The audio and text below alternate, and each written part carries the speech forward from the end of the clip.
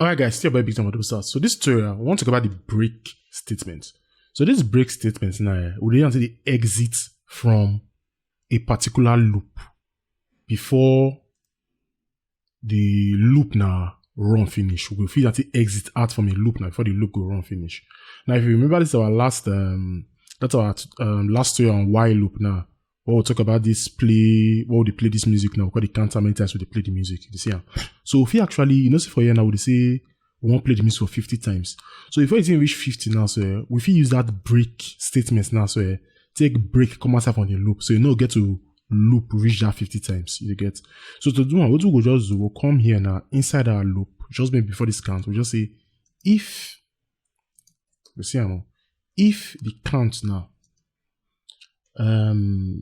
is equals to, let's say like 25. So that means if you don't play 50 now, sorry, if you don't play 25, we won't break out from the loop. You see, we won't break out from the loop. So if I refresh now, see what they happen. So when you reach 25 now, it jump, come outside now to go say finish. You see as it be so. But if say maybe we'll not use a break before now, if we refresh, it go wrong, go reach 50. But meant we use the break now, we'll use until they break out from the loop.